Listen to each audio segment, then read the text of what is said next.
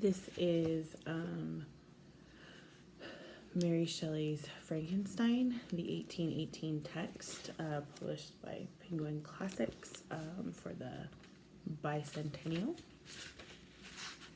And this is the preface. The event on which this fiction is founded has been supposed by Dr. Darwin and some of the physiological writers of Germany as a not of impossible occurrence. I shall not be supposed as according the remotest degree of serious faith to such an imagination. Yet, in assuming it as the basis of a work of fancy, I have not considered myself as merely weaving a series of supernatural terrors. The event on which the interest of the story depends is exempt from the disadvantages of a mere tale of specters or enchantment. It was recommended by the novelty of the situations which it develops, and, however impossible as a physical fact, affords a point of view to the imagination for the delineating of human passions more comprehensive and commanding than any which the ordinary relations of existing events can yield. I have thus endeavored to preserve the truth of the elementary principles of human nature, while I have not scrupled to innovate upon their combinations. The Iliad, the tragic poetry of Greece, Shakespeare in The Tempest and Midsummer Night's Dream, and most especially Milton in Paradise Lost, conform to this rule, and the most humble novelist who seeks to confer or receive amusement from his labors may, without presumption, apply to prose fiction a license, or rather a rule, from the adoption of which so many exquisite combinations of human feeling have resulted in the highest specimens of poetry.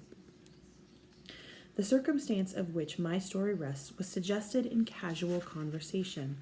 It was commenced partly as a source of amusement, and partly as an expedient for exercising any untried resources of mind. Other motives were mingled with these as the work proceeded. I am by no means indifferent to the manner in which whatever moral tendencies exist in the sentiments or characters it contains shall affect the reader. Yet my chief concern in this respect has been limited to the avoiding the enervating effects of the novels of the present day, and to the exhibition of the amiableness of domestic affection and the excellence of universal virtue. The opinions which naturally spring from the character and situation of the hero are by no means to be conceived as existing always in my own conviction, nor is any inference justly to be drawn from the following pages as prejudicing any philosophical doctrine of whatever kind. It is a story also of additional interest to the author that this story was begun in the majestic region where the scene is principally laid, and in society which cannot cease to be regretted. I passed the summer of 1816 in the environs of Geneva. The season was cold and rainy, and in the evenings we crowded around a blazing wood fire and occasionally amused ourselves with some German stories of ghosts which happened to fall into our hands. These tales excited in us a playful desire of imitation. Two other friends, a tale from the pen of one of whom would be far more acceptable to the public than anything I can ever hope to produce, and myself agreed to write each a story founded on some supernatural occurrence.